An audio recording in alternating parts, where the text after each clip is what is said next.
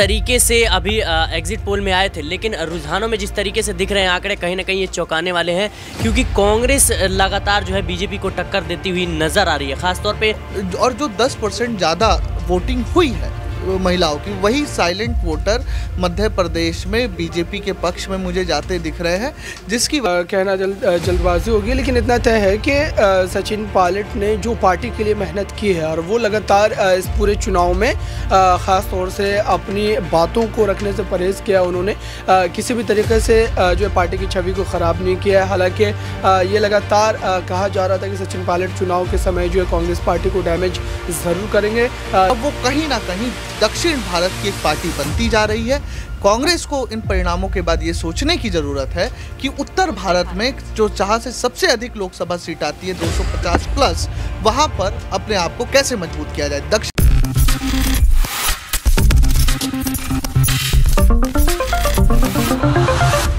आखिरकार जिस तारीख का सभी को इंतजार था वो तारीख आ चुकी है, 3 दिसंबर, जब 4 राज्यों के विधानसभा चुनाव के नतीजे घोषित किए जाएंगे। आपको बता दें, मध्य प्रदेश, राजस्थान, तेलंगाना और छत्तीसगढ़ के आज नतीजे घोषित किए जाएंगे। आखिरकार सत्ता में कौन सी पार्टी आएगी, इस पर देखा जाए तो सभी की नजरें टिकी हुई हैं।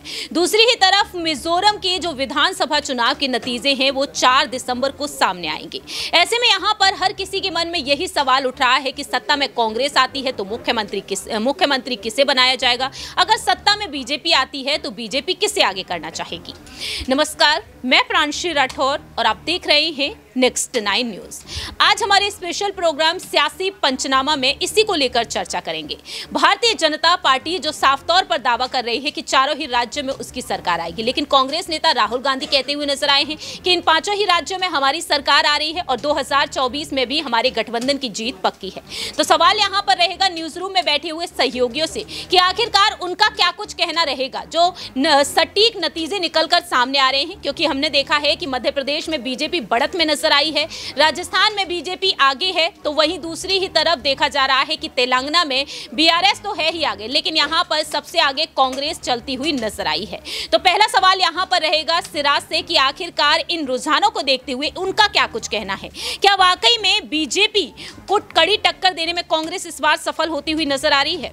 जी बिल्कुल, जिस तरीके से अभी एग्जिट पोल में आए थे, लेकिन रुझानों में जिस तरीके से दिख रहे हैं आंकड़े, कहीं ना कहीं ये चौंकाने वाले हैं, क्योंकि कांग्रेस लगातार जो है बीजेपी को टक्कर देती हुई नज़र आ रही है। ख़ासतौर पे हम बात कर रहे हैं छत्तीसगढ़ में, तो छत्तीसगढ़ में जो है अभी 10 सीटों का फासला है। कहीं ना कहीं ये एक बड़ी बात है कांग्रेस के लिए, क्योंकि लगातार गिनती शुरू होने से पहले ही रमन सिंह ये दावा कर रहे थे कि जो कांग्रेस है वो बहुत ही कम सीटों में सिमट जाएगी और दोबारा जो है वो छत्तीसगढ़ में बीजेपी की सरकार बनेगी। अगर हम बात करें राजस्थान की, तो सुबह जिस तरीके से 1 साइडेड आंकड़ा चल रहा था, कहीं ना कहीं कांग्रेस बुरी तरीके से पिछड़ती हुई नजर आ रही थी, लेकिन 10 बजे के और 9 बजे के बाद एकदम से वो जंप करती है और किस तरीके से टक्कर देती हुई नजर आती है, ये कहीं ना कहीं अब जो है चौंकाने वाली बात होगी। क्योंकि जिस तरीके से टक्कर आ रहा है, कहीं ना कहीं अब सचिन पायलट को भी जिस तरीके से उन्होंने दावे किए थे कि जो इतिहास है वो बदलेगा, हर 5 साल में जो रिवाज था सरकार बदलने का वो कहीं ना कहीं बदलता हुआ नजर आएगा, तो उसमें भी संदेह हो रहा है। और खास तौर पे हम बात करें जिस तरीके से बीजेपी लगातार दावे कर रही थी, तो दोनों ही पार्टियां अगर दावे कर रही थी, कहीं ना कहीं टक्कर जो है वो ज़रूरी एकदम दिखता हुआ नज़र आ रहा है। कांग्रेस ने लगातार इस चुनाव में ज़मीनी मुद्दे हैं, जो खास तौर पे हम बात करें बेरोजगारी, महंगाई और शिक्षा और अस्पताल, स्वास्थ्य, इन सारे मुद्दों को लेकर जो है सवाल खड़े किए थे जनता के बीच, और जो है भाषणों में लगातार इसकी चर्चा हुई थी। उसके बाद से कांग्रेस ने जिस तरीके से इम्प्रूवमेंट दिखाई है, कहीं ना कहीं अब ये आंकड़े हैं चौंकाने वाले हैं। आप बात करें कि जैसे दक्षिण भारत में जिस तरीके से तेलंगाना में कांग्रेस ने पहली बार जो है वहां पे सरकार बनाने जा रही है, अभी तक के आंकड़ों के मुताबिक कांग्रेस जो है वो बीआरएस को पछाड़ती हुई नजर आ रही है। लेकिन सिराज, आपको क्या लगता है कि भारत जोड़ो यात्रा का इफेक्ट यहां पर देखने को मिल रहा है? जी बिल्कुल, भारत जोड़ो यात्रा कहीं ना कहीं उसका बहुत बड़ा इफेक्ट है। वही भारत जोड़ो यात्रा की ही देन है कि कर्नाटक में जो है कांग्रेस की जीत होती है। भारत जोड़ो यात्रा की ही देन है कि अभी ये आंकड़े हैं वो कहीं ना कहीं स्पष्ट रूप से दिखाई दे रहे हैं कि कांग्रेस को एक समय पे माना जा रहा था कि वो अब उसका जो है साफ सुथरा हो चुका है, लेकिन जिस तरीके से अभी विधान विधानसभा चुनाव में परफॉर्मेंस दे रही है कांग्रेस, मुझे लगता है उसका कद और भी बढ़ता हुआ नजर आ रहा है। वाकई में देखा जाए तो कहीं ना कहीं भारत जोड़ो यात्रा के चलते कांग्रेस में एक बड़ा बदलाव देखने को मिला है। कांग्रेस की डूबती हुई नैया को क्या वाकई में राहुल गांधी ने पार लगा दिया है? अगला सवाल यहां पर रहेगा राकेश मोहन सिंह जी से कि आखिरकार इस पर उनका क्या कुछ कहना है। क्या राहुल गांधी ने वाकई में यहां पर भारत जोड़ो यात्रा के जरिए एक बड़ा बदलाव ला दिया है? अगर बदलाव लाया है तो इस बार कांग्रेस की जीत पक्की मानी जाए या फिर नहीं?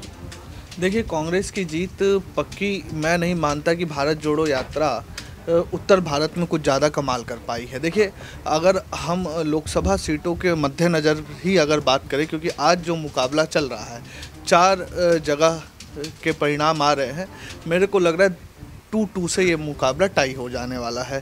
कारण ये है कि अगर राजस्थान में बात करें तो एक तो रिवाज का मसला तो था ही, लेकिन जिसके बाद केंद्रीय नेतृत्व जो बीजेपी का है वो जिस तरीके से एक्टिव हुआ है वहाँ पर, और आखिरी समय से ठीक पहले उन्होंने गुटबाजी को जिस तरीके से शांत किया है, अंतिम समय तक राजस्थान में गुटबाजी चलती रही है। भले ही आला कमान के कहने पर सब एक साथ दिखे, लेकिन छिटपुट बयानबाजियाँ दोनों ही गुटों के नेताओं की तरफ से हो रहा था, जो राजस्थान में उनके लिए ड्रॉबैक साबित हो गया। एमपी में वॉकओवर इसलिए बीजेपी ले गई कि एक तो शिवराज सिंह चौहान का चेहरा, उसके बाद पीएम मोदी ने वहाँ पे देखिए, समझिए कि सेंटर और स्टेट दोनों की योजनाओं को मिलाकर बीजेपी ने काम किया है, जिस पर लोगों को ज़्यादा भरोसा हुआ है। एक तरफ लाडली योजना जो राज्य सरकार की स्कीम थी, तो वहीं पर पीएम मोदी ने महिलाओं से जुड़ी कई योजनाओं का ऐलान किया जो केंद्र की स्कीम थी, यानी डबल बेनिफिट वाली बात। तो और जो 10% ज़्यादा वोटिंग हुई है महिलाओं की, वही साइलेंट वोटर मध्य प्रदेश में बीजेपी के पक्ष में मुझे जाते दिख रहे हैं, जिसकी वजह से ये जो रुझानों में बढ़त मिल रही है, ये बढ़त मिल रही है। बहुत ज़्यादा बदलाव हुआ तो 5 से 6 सीटों का आप अंतर ऊपर नीचे देखेंगे 12 बजे तक, उसके अलावा कोई ज़्यादा बदलाव होने की उम्मीद है नहीं। तेलंगाना पे आ जाते हैं। तेलंगाना का जो पूरा मसला है, तेलंगाना राज्य देने वाला एक तरीके से कांग्रेस है, लेकिन बीआरएस केसीआर की सामाजिक सुरक्षा की योजनाओं ने केसीआर को वहाँ पर मजबूत बना रखा था, लेकिन अब लोग वहाँ पर बदलाव चाह रहे हैं। मैं एक तरीके से इन रुझानों को देखकर मैं ये समझ पा रहा हूँ कि जो कांग्रेस एक राष्ट्रीय पार्टी थी, अब वो कहीं ना कहीं दक्षिण भारत की एक पार्टी बनती जा रही है। कांग्रेस को इन परिणामों के बाद ये सोचने की ज़रूरत है कि उत्तर भारत में जो जहाँ से सबसे अधिक लोकसभा सीट आती है 250 प्लस, वहाँ पर अपने आप को कैसे मजबूत किया जाए। दक्षिण भारत के हिसाब से भारत जोड़ो यात्रा सफल शुरुआती समय में दिख सकती है या दिख रही है, लेकिन उत्तर भारत में भारत जोड़ो यात्रा वो कमाल कर नहीं पाई। और मैं ये भी कहूँगा कि राहुल गांधी से ज़्यादा खड़गे की प्लानिंग है ये, जो कांग्रेस 2-2 से टाई कर रही है। लेकिन यहाँ पर मध्य प्रदेश की जो आपने बात कही है कि कहीं ना कहीं बीजेपी की जो यहाँ पर रणनीति है वो रंग लाती हुई नजर आ रही, तो बीजेपी का यहाँ पर सिंधिया को लेकर क्या कुछ प्लान है? हाल ही में हमने देखा कि सिंधिया अयोध्या पहुंचे, रामलला के दर्शन करते हुए नजर आए सीएम योगी आदित्यनाथ के साथ। तो ऐसे में यही कहा जा रहा है कि आलाकमान के साथ जो उन्हें देखा जा रहा है, तो आलाकमान ने कहीं ना कहीं सिंधिया के लिए कुछ अच्छा सोच विचार कर लिया इस बार। देखिए, मैं नहीं समझता हूँ कि सिंधिया को बहुत बड़ा उपहार मिलने वाला है। सिंधिया ने देखिए, सिंधिया और हिमंता बिस्वा शर्मा को आप उदाहरण के तौर पे ले लीजिए।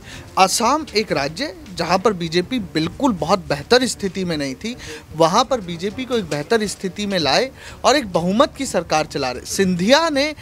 सिंधिया की अगर बात करें तो सिंधिया की स्थिति अपने ही क्षेत्र में अभी टाइट चल रही है, तो सिंधिया को बहुत ज़्यादा उपहार मिलेगा, केंद्रीय नेतृत्व देगा, मुझे बिल्कुल नहीं लगता। और अगर मध्य प्रदेश में बीजेपी जिस हिसाब से दिख रहा है जीतने की तरफ बढ़ रही है, बहुमत का आंकड़ा रुझानों में पा लिया है, तो शिवराज सिंह चौहान फिर से मुख्यमंत्री बनने वाले ये तय है।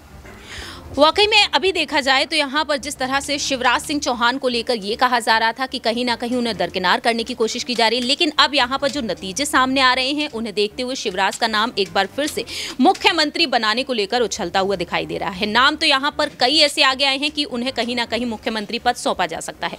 अगला सवाल यहाँ पर रहेगा दिनेश से कि आखिरकार वह इस पर क्या कुछ कहना चाहेंगे। हमने हाल ही में देखा कि ज्योतिरादित्य सिंधिया जिस तरह से सीएम योगी आदित्यनाथ के साथ नजर आए, और ग्वालियर में हमने देखा है कि उनके समर्थक चढ़ते हुए नजर आ रहे हैं। रुख अगर राजस्थान पर कर लिया जाए तो राजस्थान में कांग्रेस यहां पर कहीं ना कहीं रिवाज के मुताबिक पिछड़ती हुई नजर आ रही है। कैसे देख रहे हैं आप? नहीं, फिलहाल तो जो राजस्थान में जो ओपिनियन पोल हैं या एग्जिट पोल हैं वो दावे कहीं ना कहीं सही साबित होते नज़र आ रहे हैं और कांग्रेस पार्टी जो है बहुमत के आंकड़े को पार कर चुकी है। प्रांतीय राजस्थान में लगातार कांग्रेस की स्थिति वहां पर मजबूत देखी जा रही है, लेकिन सीटों का मार्जिन जो है वो बहुत ही कम है। 94 सीटों पर अभी फिलहाल की बात की जाए तो कांग्रेस बीजेपी आगे चल रही है, वहीं 102 सीटों पर कांग्रेस पार्टी आगे चल रही है। लेकिन राजस्थान में जिस प्रकार सरकार बनाने का जो दावा है वो निर्दलीय विधायक जो बनेंगे उनके ऊपर भी कहीं ना कहीं कि वो किस पार्टी के पलड़े में जाता है, उनका समर्थन वो कहीं ना कहीं अहम होने वाला है। क्योंकि निश्चित तौर पर राजस्थान में एक बार फिर से गहलोत जो 40 सालों की परंपरा है उसको तोड़कर और कांग्रेस पार्टी में वापसी करवाते हुए नजर आ रहे हैं। देखिए, फिलहाल देखा जाए तो यहाँ पर दावा कांग्रेस को लेकर ही किया जा रहा है। अगला और आखिरी सवाल यहाँ पर अबरार से रहेगा कि उनका क्या कुछ कहना है। सवाल यहाँ पर रहेगा कांग्रेस नेता सचिन पायलट को लेकर। टोंक से वह लगातार बढ़त में है और टोंक से सचिन पायलट जीत बोलते हुए नजर आ रहे हैं। कैसे देख रहे हैं अबरार कि सचिन पायलट की जीत यहाँ पर? दूसरी ही तरफ सरदारपुरा विधानसभा सीट से गहलोत हैं।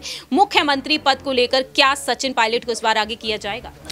देखिए, इस समय ये सारी बातें कहना जल्दबाजी होगी, लेकिन इतना तय है कि सचिन पायलट ने जो पार्टी के लिए मेहनत की है और वो लगातार इस पूरे चुनाव में ख़ास तौर से अपनी बातों को रखने से परहेज़ किया। उन्होंने किसी भी तरीके से जो है पार्टी की छवि को ख़राब नहीं किया है। हालांकि ये लगातार कहा जा रहा था कि सचिन पायलट चुनाव के समय जो है कांग्रेस पार्टी को डैमेज ज़रूर करेंगे। जिन 3 मांगों को लेकर के वो लगातार दबाव बना रहे थे वो चुनाव के समय बिल्कुल भी नज़र नहीं आया। और अभी जब नतीजों की घड़ी है, लगातार रुझान अब और कह सकते हैं कि सीटों पर कहीं ना कहीं अब रिजल्ट भी करीब है। मात्र 1 घंटे में जो है चीज़ें स्पष्ट होती नजर आएंगी। तो मुझे लगता है कि इस जीत का कहीं ना कहीं सेहरा जो है वो दोनों ही नेता लेने की कोशिश करेंगे अगर जीत होती है तो। क्योंकि अभी जिस तरीके से भारत की राजनीति बदली है, चुनाव जीतने के बावजूद भी हार हो जाती है और हार के बावजूद भी जीत हो जाती है। जिस तरीके से हमने MLAs को लेकर के जो ट्रेडिंग का मामला चलता है, खरीदने का वो जो तमाम खेल हमने कर्नाटक और कई राज्यों में देखा है, तो मुझे लगता है कि अभी बहुत जल्दबाजी होगी। लगभग जो है 5 से 6 दिनों का समय अभी भी उस पूरे खेल को समझने के लिए बचेगा। राजस्थान में अगर कांग्रेस पार्टी जीतती है तो ये कहीं ना कहीं सचिन पायलट की एक बड़ी जीत होगी। वाकई में देखा जाए तो कहीं ना कहीं सचिन पायलट की एक बड़ी जीत होती हुई नजर आ सकती है अगर यहाँ पर जो रिवाज है वो टूटता हुआ नजर आएगा। अब देखना होगा कि चारों ही राज्यों में आखिरकार सत्ता में कौन सी पार्टी आती है, कांग्रेस या फिर भारतीय जनता पार्टी। ऐसे में यहाँ पर नजरें इन्हीं दोनों खेमे पर रुकी हुई हैं। लेकिन तेलंगाना में क्या सियासी उलटफेर देखने को मिलेगा? क्या BRS एक बार फिर से सत्ता में आएगी? तीसरी बार मुख्यमंत्री के चंद्रशेखर राव ही बनेंगे या फिर यहाँ पर राहुल गांधी, प्रियंका गांधी की वो रणनीतियां रंग लाएंगी? क्योंकि चुनावी प्रचार करने में इस बार कोई भी कसर नहीं छोड़ी है कांग्रेस ने। अब ऐसे में तेलंगाना में अगर कांग्रेस सत्ता में आ जाती है तो वाकई में यहाँ पर रिकॉर्ड बनाती हुई देखी जाएगी।